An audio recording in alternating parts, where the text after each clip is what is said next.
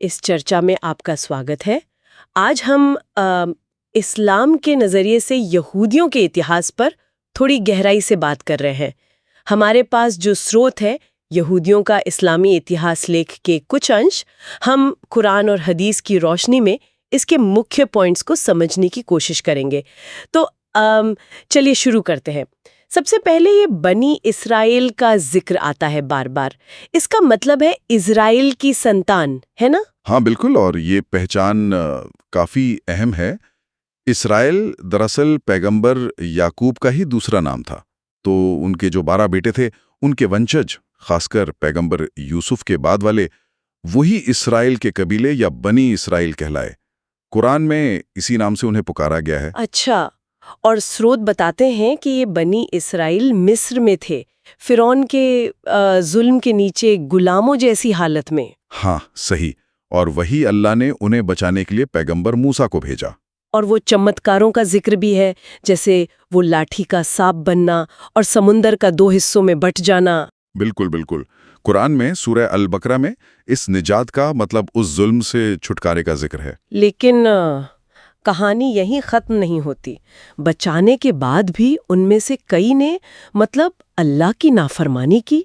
वो सोने के बछड़े वाली पूजा। हाँ, वो एक बहुत बड़ा वाकया है। और उसी नाफरमानी की सजा के तौर पर उन्हें 40 साल तक एक रेगिस्तानी इलाके में भटकना पड़ा। 30 कहते हैं उसे। 40 साल, ये तो काफी लंबा वक्त है। हाँ, ये उनके ईमान और सब्र का इम्तिहान था। तो ये जो मार्गदर्शन और फिर नाफरमानी का एक पैटर्न है, वो यहीं से दिखता है। और ये पैटर्न जारी रहा। मतलब अल्लाह ने और भी पैगंबर भेजे, दाऊद, सुलेमान। हाँ, दाऊद, सुलेमान, जकरिया, याहिया, यहाँ तक कि ईसा, ये सब बनी इस्राएल के मार्गदर्शन के लिए भेजे गए थे। लेकिन स्रोत बताते हैं कि अक्सर उन्होंने अपने पैगंबरों को माना नहीं, उनका विरोध किया, कुछ को तो कत्ल भी कर दिया। जी बिल्कुल। सूरह अल बकरा में इसका जिक्र है कि जब भी कोई रसूल उनकी मर्जी के खिलाफ बात लाता तो वो तकब्बुर करते, मतलब घमंड दिखाते। कुछ को झुटलाया, कुछ को कत्ल कर दिया। ये तो चौंकाने वाली बात है। और इसी सिलसिले में पैगंबर ईसा का जिक्र आता है।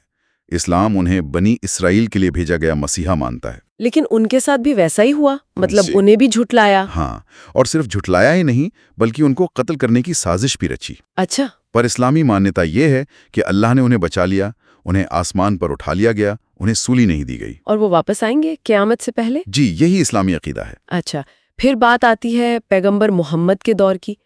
मदीना में भी यहूदी कबीले थे, है ना? बनु कैनुका, हाँ, बनु नजीर, हाँ, और बनु कुरैजा, ये 3 बड़े कबीले थे। शुरू में तो रिश्ते ठीक थे शायद। हाँ, शुरू में कुछ समझौते हुए थे, लेकिन स्रोत बताते हैं कि बाद में इन